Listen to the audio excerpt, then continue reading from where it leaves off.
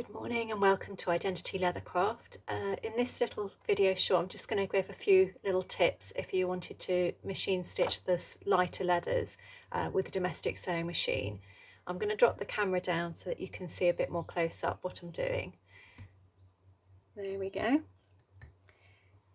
So there are lots of thin leathers which work really well on a domestic machine. There's this kind of gold foil, this is a pinky kind of ice pink, I think we call this one. It's all available on the website. You can buy as little as an A3 piece or skins, and this will go through a domestic machine. Things like this very soft gloving leather, sheepskin clothing nappa, upholstery leather, so if you've got scraps off the sofa or anything that you want to machine up, or you want to make a heavier jacket, it tends to be referred to as upholstery leather, and it's just that slightly thicker thicker than lambskin nappa.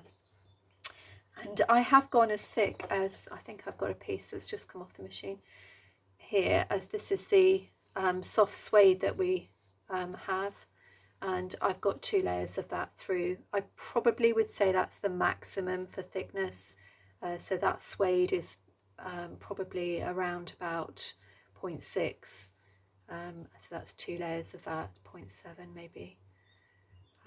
Of a thickness, so I probably would say that's taking it up to the top end of the range once you get through the 2 layers. Sewing with leather is not necessarily easy, but it's also completely achievable on a normal domestic machine. This is my Bernina here, and I've done it also on just quite a simple basic good quality machine, but without all the fancy stitching, and it works fine. The things you need to consider are your needle, so you will need a leather needle, and again making sure you've got a reasonable quality one is worth investing in, and each time you start your project you want to change your needle and start with a new needle. Leather will blunt the needles, they have a much sharper tip than a normal needle, which is why it's important to change it. You can find sometimes if you're working with your needle and you're having some issues, some of the cheaper needles, and just generally, and it can be that they're a bit short and you need that extra time for it to go round and hook onto the bobbin. So it can be worth just adjusting the needle and dropping it slightly, a fraction. And also, just one of the things that crops up quite a lot is that when your thread's not picking up from the bobbin, it's often that your needle is in back to front or slightly askew, so make sure that your needle is set in correctly for the machine. So with my Bernina, that's with the flat bit of the needle towards the back of the machine, but just check on your machine manual for any tips that it will have as well. It may well mention in the manual about how to sew leathers as well. So needles important. With leather you can't really pin your pieces together, so I've used these little quilt clips sometimes to kind of just hold my pieces together, especially where I'm going around some awkward corners if I'm doing a sleeve. But mostly for my main seams I like to use this thin tape which we have on the website.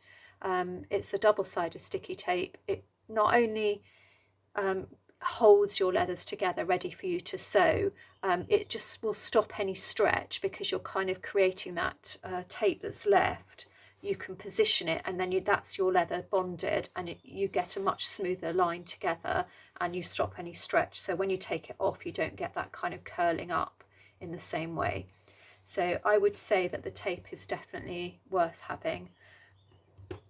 The other things that are useful to keep around are a little knife for just trimming your threads off and trimming your leather down the sides. So it's just a precision craft knife. Cutting out the leather, I think it's a bit of a personal thing. I've not ever really got on so well myself with the rotary cutters, although a lot of people really love using them, and they do work really well on these. But because I come from my sort of fabric tradition, I tend to use scissors a lot. So these are just some of our basic Leathercraft scissors.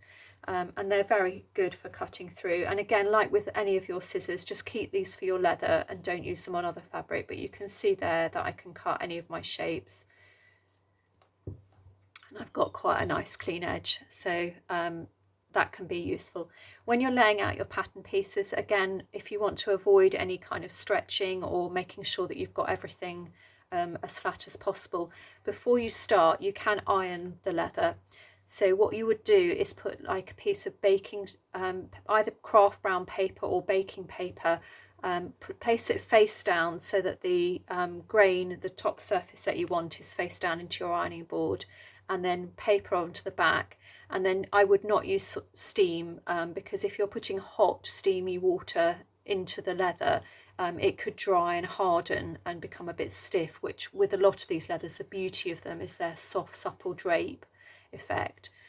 So I would say use the paper over the top, and don't use steam, and don't use too hot a setting. Use your pressure just to even out and get the creases out if there are any folds or any crease marks before you start. This has been on my embroidery hoop, if you're wondering why there's a bit of a crease circle in that piece. So that's ironing it. And then when you're cutting your pattern pieces, I use weights to hold it down as much as I can, so that I can actually work out and draw out my pattern pieces round, ready for cutting out with the scissors. If you're using your rotary thing, once you've got your weights in, you can go straight to cutting with that. So that's those.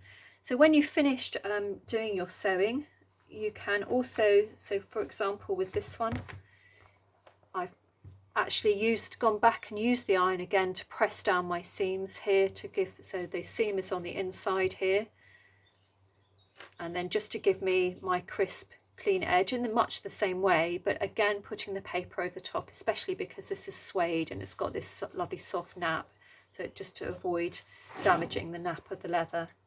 And the other thing that can be really useful is this roller for rolling down your seams and pressing seams open. So again, just running that along just to really give, it's got quite a bit of weight and heft to it, and that will just give you a nice finished seam edge.